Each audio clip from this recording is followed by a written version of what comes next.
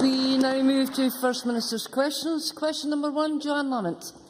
Thank you very much, Presiding Officer. To ask the Deputy First Minister what engagements she has planned for the rest of the day. Deputy First Minister. Later today, I will have meetings to take forward the Government's programme for Scotland. That programme includes protecting the council tax freeze, free university education, personal care and bus travel for pensioners, and healthcare free at the point of need. Joanne Lamont. The late Campbell Christie was one of the finest trade unionists this country has ever produced. A man who fought uncaring Tory governments at every turn and helped to deliver this place to protect the people of Scotland. His commission on the future delivery of public services, written for this SNP government, said contentious issues such as the continuation of universal entitlements must be considered openly and transparently rather than in the current polarised terms. This is about the kind of fairness we want to reach for our communities. With spending projected not to get to even 2010 levels for another 15 years and Scotland's population ageing, I agree with Campbell Christie. And I believe that debate about how we make spending choices fair for people across Scotland must happen before the referendum. Does Nicola Sturgeon? Deputy First Minister. Sorry, that sort of begs the question why Joanne Lamont has set up a commission that reports after the referendum in 2014. Joanne Lamont clearly doesn't have the courage of her convictions. Now, can I agree with Joanne Lamont? Order. Can I agree with Joanne Lamont about the late Campbell Christie, because he did have a tremendous record in fighting uncaring Tory governments. If only there were people on the Labour benches today that fought uncaring Tory governments. Presiding Officer, this government makes its choices. We deliver balanced budgets to this Parliament, balanced budgets that focus on growth, on protecting public services and, yes, protecting the household budgets of families who are struggling to make ends meet. So we'll be proud to protect the council tax freeze. We'll be proud to protect free education for working class young people. We'll be proud to protect free personal care and bus travel for our pensioners. And if Joanne Lamont wants to make that the dividing line of Scottish politics, I only have one thing to say to her: bring it on. Joanne Lamont. Order. What Nicola Sturgeon needs to understand, this is not a game about dividing lines. This is not about her electoral future. This is what's happening in our communities across Scotland. She ought not to believe what her spin doctor tells her about what I said. What I said was we need an open and honest debate, just like John Swinney said in 2010. And if she doesn't want to agree with Campbell Christie and me, maybe she will agree with one of her own, with her Chief Economic Advisor, Carford Beveridge, in another report commissioned by her government. He said of free services, concessionary travel, prescription charges, eye examinations, free personal and nursing care and tuition fees are commendable, but simply may no longer be affordable. But critically, he added, a debate needs to be had on whether those who can afford to pay might be invited to do so, thus allowing better targeting of those in most need. Now, the fact of the matter is, her own minister, Alec Neil, when he got rid of the universal provision of central heating systems, said it would be inappropriate to use scarce resources to provide free central heating systems for some of our retired bankers, for example, who receive substantial benefits, substantial pensions. This is not an issue of the principle of universality. It's critically a calculation, an electoral calculation by Nicola Sturgeon. Why won't she have the debate demanded by Campbell Christie and Crawford Beveridge, and make sure we have that debate this side of the referendum. Deputy First Minister. Joanne Lamont should make no mistake. I relish this debate. I think Joanne Lamont's on pretty dodgy ground invoking spin doctors into this debate. You see, because within 20 minutes of her making her brave speech on Tuesday, she dispatched her spin doctors to say she didn't really mean police numbers, she didn't really mean bus travel for pensioners, she didn't really mean free personal care, except Arthur Midwinter, he's told the truth today, hasn't he? He says everything is on the table. Now, there's lots of things you can call that kind of approach from Labour. Shambolic is the word that immediately springs to my mind. But let me tell Joanne Lamont something for free. It's not brave, and it's certainly not honest. This government will put forward balanced budgets. Yes, it's not easy. It's not easy to deliver balanced budgets when those budgets are being cut by the Tories. That's why we argue for the control of our own resources. Joanne Lamont's answer to that is to pass on Tory cuts to hard-pressed Scottish households. Order. Joanne Lamont. Order. The Deputy First Minister might think that sounds good in here. I'll tell you, in the country, it sounds like a lot of nonsense. Order. The fact of the matter is, I agree with the Deputy First Minister that the budget has been cut. But if the budget has been cut, why does she stick with the same priorities that she set out in 2007? If there are cuts, the dispute is not whether there are cuts or not, which is the way Nicola Sturgeon wants to present it, is about which cuts you make in tough times. Now, let me explain what real people think. Nicola Sturgeon lives in a household. Nicola Sturgeon lives in a household with an income of more than £200,000 a year. She gets free prescriptions. Free prescriptions cost £57 million a year. How many nurses is that? Like me, she will have saved more than £400 from the council tax freeze. Yet my children's school and schools across the country are getting to the stage where they can't even do the basics like photocopying materials. If spending cuts threaten the kind of free care for the elderly that we want to deliver, is it fair that a woman like her on 200 grand gets free prescriptions? Is it fair that the Sturgeon household on 200,000 a year gets universal benefits when families on average earnings pay more for childcare than they do for their mortgage? Deputy First Minister. Order. Well, First Minister. Labour are obviously more out of touch than I thought they were. Let me remind Joanne Lamont that under the system of prescription charges that she and her party presided over, people earning as little as £16,000 a year paid prescription charges. That's why it's fair to abolish prescription charges. And on the council tax freeze, if Labour think the council tax freeze is so wrong, if you think it's doing so much damage, then why is it that just 5 months ago, in the local government elections, Labour promised to continue the council tax freeze? I have it here. Labour's Glasgow manifesto, 100 things we will do. Number 1 on the list, continue to freeze council tax for the next 5 years.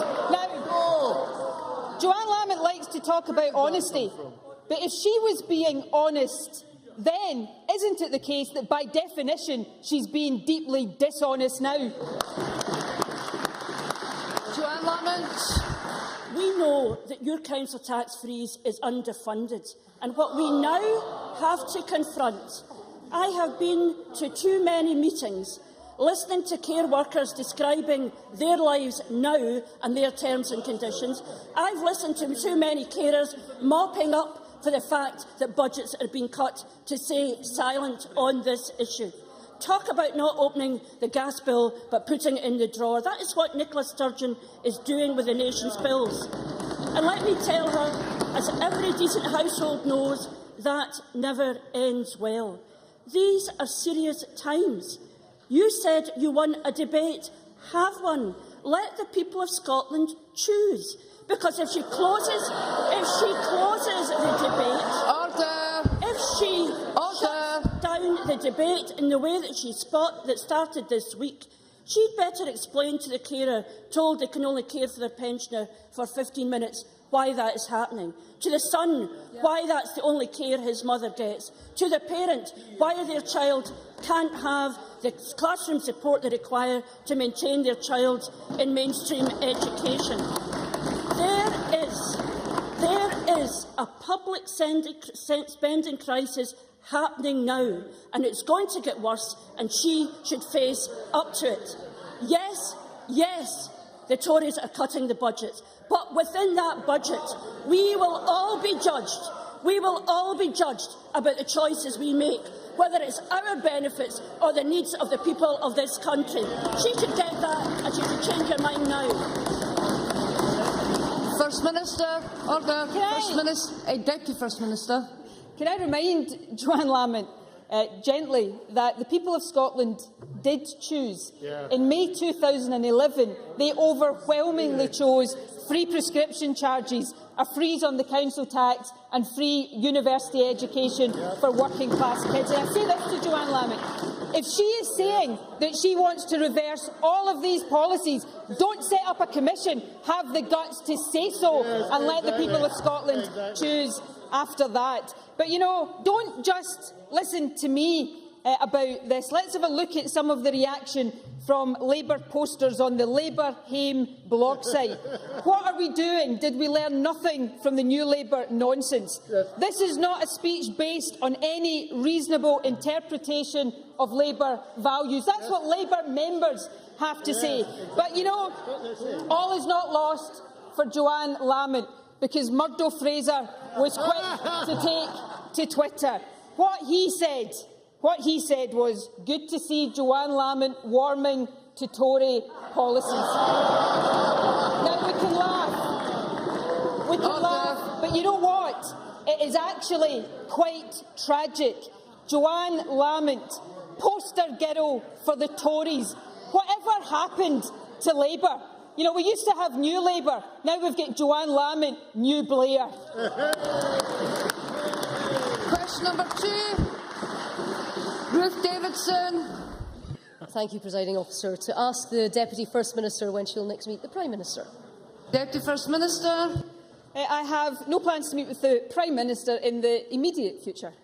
Ruth Davidson.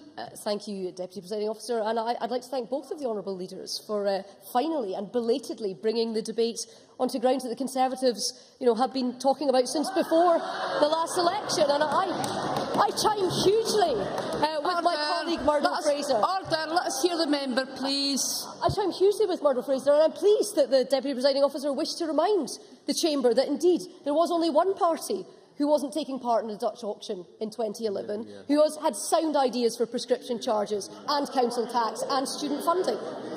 But, Presiding Officer, last week, the Finance Secretary gave us what he said would be a budget for growth. He gave it a big build-up. He was taken to the newspapers, he took to the airwaves, he said that every penny would be put towards the economy. That was a budget that fell apart within 24 hours, which has been decried by the leading economist, Professor David Bell. It's been decried by the construction industry chief, Michael Levack, and even by the Parliament's own independent information service, Spice. So let's give the Deputy First Minister a chance to repair the damage. Can she tell me now what is the big game changer in 2013-14 that's going to give the Scottish economy the boost that John Swinney faithfully promised? Deputy First Minister. Well, can I say to Ruth Davidson that I do agree with her on one thing. I agree that the Tories have always talked about cuts and penalising hard-working families in Scotland. They've certainly been absolutely consistent. She says she doesn't want to have a Dutch auction. My memory was that she used to claim credit for the council tax freeze and the 1,000 more bobbies on the beat, so she should perhaps look back at previous speeches. The budget John Swinney presented to Parliament last week, I think, was a budget completely focused on getting growth in our economy. 40 million more this year and next for housing, 80 million accelerated funding in schools, money for green investment, adding to the £3 billion capital programme that we have this year. That's what we are doing to accelerate construction and to get growth and jobs in our economy. And she mentioned Michael Levac. Michael Levac actually this week welcomed the steps that the Scottish Government was taking, and he then went on to say the UK Government needs to do more. So perhaps it should be Ruth Davidson getting on the phone to the Prime Minister and asking him to do his bit. Ruth Davidson. Well, she clearly read her colleague's press release, but I'm not sure she read the 2013-14 budget, because the 80 million for schools didn't kick in until at least a year after, and the 40 million that went back into housing was to help repair some of the damage of the 100 million that had already been taken out of housing. The presiding officer, the Finance Secretary has had a busy few days, because at the point at which his budget was being picked apart, he was speaking to Scotland's accountants. And what he told them was that he was going to correct his own leader's words in January by saying that, actually, a separate Scotland would take on a share of the multi-trillion-pound banking debt. This follows Ms Sturgeon's gaffe and subsequent U-turn on a place on the Bank of England Monetary Policy Committee. It follows the SNP's collective economic illiteracy on a separate financial regulator for Scotland. So this week has proved that not only can this government not write a budget for today, but they have no idea how to construct a financial system for the future. They are a back of a fag-packet government that pushes every hard question to this mythical white paper we're all supposed to expect late in 2013. So if the SNP is asking the people of Scotland to trust them with everything that they have, but they won't tell them how they would keep that money safe, and they won't tell them anything at all, can this Deputy First Minister, can she stand up here, now that you're taking on the bank debt, and tell us in pounds and pence, how much of it are you willing to take on? How much? How much? Deputy First Minister. I would ask Ruth Davidson to listen carefully to my answer here, because not for the first time Ruth Davidson has just got it spectacularly wrong. Not only has the SNP, me, John Swinney, the First Minister, always been perfectly clear that an independent Scotland would take its fair share of any debt associated with the bank bailout. Not only that, this is the bit Ruth Davidson should listen to. Ms. Because Bailey, you see, order. the net borrowing for the bank bailout, the population share for Scotland of the net borrowing for the bank bailout is already included in the GERS figures. It's already there. And these very same GERS figures show that Scotland has a relative surplus. In other words, an independent Scotland would be richer than we are now. Another good reason to vote yes. Constituency question, Malcolm Chisholm. Prejudging council investigations concerning the death of my constituent John Gibson and the home care services he received, is the Deputy First Minister concerned that 6 complaints about the private home care provider in question have been upheld by the Care Inspectorate since February alone, and that employees of that and other home care companies seem to be overburdened with too many clients and too short a time with each? Will the Scottish Government undertake an urgent review of the way home care services are commissioned and delivered, particularly in view of the increasing and welcome emphasis on home care within health and social care policy? Deputy First Minister. Can I thank Malcolm Chisholm for that question, because it is an extremely serious matter. The death of Mr Gibson, let me, I'm sure on behalf of everybody in the chamber, pass on our sincere condolences to the family and friends of this individual. But that has prompted Care Inspectorate, City of Edinburgh Council and Lothian Borders Police to launch an investigation, and I think it's important none of us preempt the outcome of those investigations. What I would say, though, and I hope Malcolm Chisholm would accept the sincerity of this, I think it is absolutely essential that we have in place in this country a robust system of inspection. When I was Health Secretary, took steps to strengthen the system of inspection that we have in this country. And Malcolm Chisholm made some suggestions that were taken forward by this government. So my position is very clear. Let us await the outcome of the investigation. If there is action to be taken to make the system that we have more robust, then I can give Malcolm Chisholm an absolute assurance that this government will not hesitate to take those steps. Christine Graham. Thank you, Presiding Officer. Can I ask the Deputy First Minister, given the recent storms which battered Scotland and in particular caused flooding in Peebles and power cuts in Gore Bridge, both in my constituency, what processes are in place to provide the necessary links from the Government's resilience team to local authorities, such as those of Scottish Borders Council and Midlothian Council? Deputy First Minister. Well, I'm confident that the right links are in place. I'm confident that they worked well on this occasion. I think we did cope well with what the BBC described as the worst September storm for 30 years. We prepared well. Keith Brown worked very closely with local authorities that were likely to be affected, including Scottish Borders and Midlothian, ahead of the storms. Partners continued to work well together throughout the course of the storm, ensuring at all times a coordinated response. And, Presiding Officer, I want to take the opportunity to commend both Lothian and Borders Police and Scottish Borders Council for their prompt response to flood warnings, which helped to protect both property and the public. I also know that the Minister for Environment and Climate Change spoke to Borders and East Lothian Council earlier today. Question number 3, Willie Rennie. To ask the Deputy First Minister what issues will be discussed at the next meeting of the Cabinet. Deputy First Minister. Well, can I firstly take the opportunity to wish Mr Rennie a very happy birthday? I'm sure my dad will be delighted to hear that he shares a birthday with the leader of the Liberal Democrats. Mr Rennie. Can we let the birthday boy speak, please? Thanks to the Deputy First Minister for her best wishes. It's good news. It's good news that the Scottish Government will be increasing nursery education for 3- and 4-year-olds. But Save the Children tell us that before the age of 3, children from disadvantaged backgrounds have already fallen behind. If we're going to give them a chance, we need to increase provision for those 2-year-olds. Does the Deputy First Minister think her plans to give nursery education to only 1% of 2-year-olds will be good enough to bridge the gap in educational attainment between the rich and the poor? Deputy First Minister. Well, I agree with Willie Rennie that making sure we are providing well for children in the earliest years is of paramount importance. I think this government's record is extremely good in this regard. We've already expanded free nursery education by 15%, which benefits around 100,000 children every year.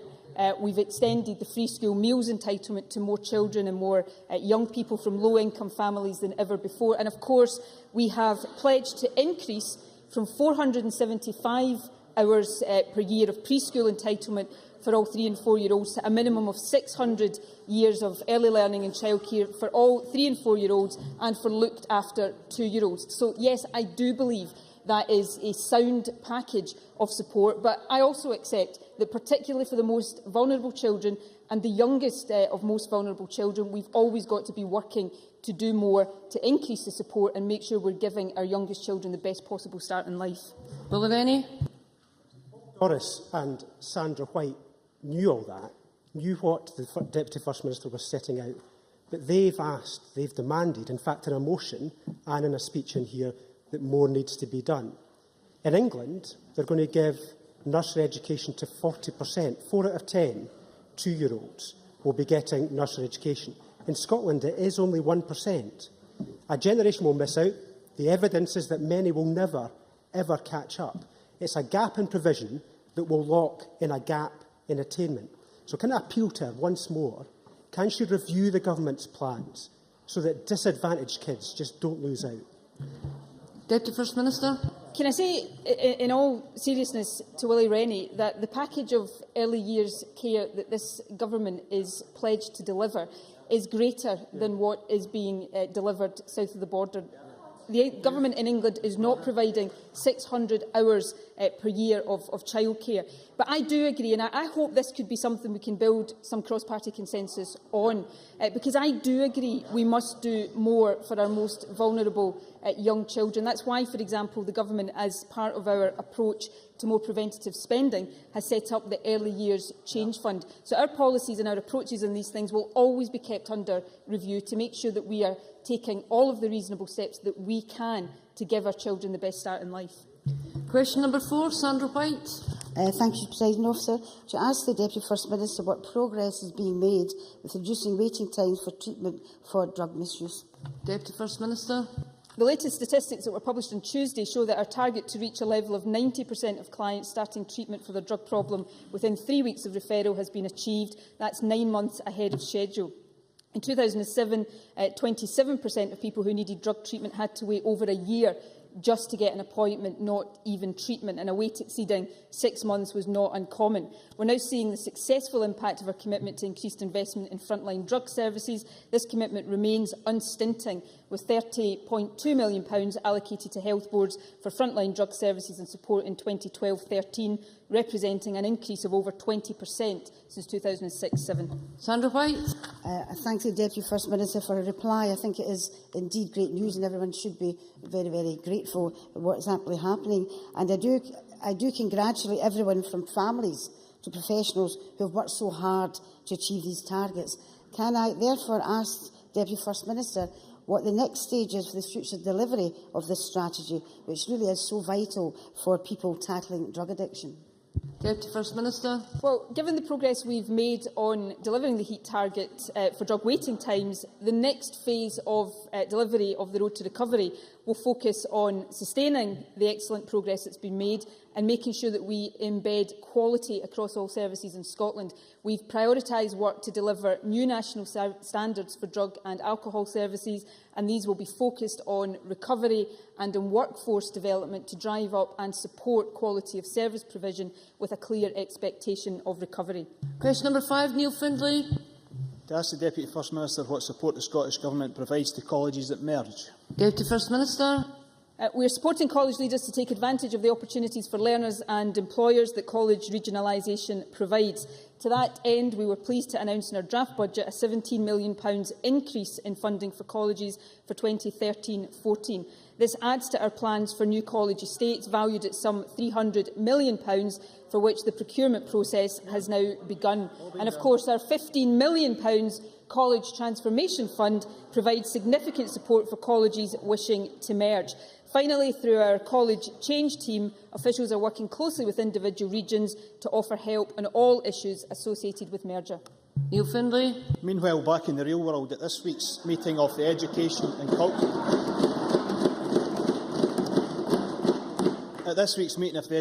Cultural Committee, the Further Education Trade Unions and the leader of NUS Scotland, Robin Parker, said that economic recovery is being threatened by cuts to college budgets. Are they all wrong? Deputy First Minister. Order. I think Deputy Neil Findlay should listen carefully and look carefully at what we are doing. We're protecting college places. I think that's what matters most to young people around Scotland, protecting college places. We're also doing what we can to ensure that through both revenue funding, capital funding and our NPD programme, we're delivering substantial investment in Scotland's colleges. I think that's what people want from a government operating in tough times, delivering on the priorities that they set, and that's exactly what this government is doing and exactly what we will continue to do. Question number 6, Murdo Fraser. Thank you. To ask the Scottish Government how it will ensure that patients in Scotland with heart conditions receive treatment that is comparable with that for those in the rest of the UK. Deputy First Minister. NHS Scotland is providing high-quality care, services and support for people with heart disease. Only today in the Herald newspaper, the lead clinician, Dr Barry Valance, describes cardiology services in Scotland as, quotes, second to none. Audit Scotland reported just this February that there has been significant progress in tackling heart disease and developing services. Death rates have dropped by 40% in 10 years. More patients are getting better treatment and waiting times for treatment have fallen. We published our Heart Disease Action Plan in 2009 and we've allocated over £2 million to support its implementation. Murdo Fraser. I thank the Deputy First Minister for her response. Notwithstanding what she has to say, she will be aware of the criticisms made earlier this week by Professor Oldroyd of the Golden Jubilee Hospital that Scotland is lagging behind the rest of the UK in introducing new drugs and techniques. One technique of vital benefit to heart attack victims, as she will know, is cardiac rehabilitation, an inexpensive treatment with a proven track record in prolonging life. Will the Deputy First Minister today commit to protecting and indeed increasing funding for cardiac rehabilitation for Scottish patients? Deputy First Minister. I absolutely agree with Murdo Fraser. Cardiac rehabilitation is incredibly important. I've had the opportunity over the past number of years to visit many cardiac rehabilitation groups across the country, which is why I'm so delighted to tell the Chamber that ISD reported that access to cardiac rehabilitation for heart attack patients has increased from 52% in 2008 to 71% in 2010. That's a good record that I am sure my successor as Health Secretary, Alec Neil, will be determined to continue to deliver on. That ends First Minister's questions. We now move to members' business. Will members who are leaving the chamber please do so quickly and quietly?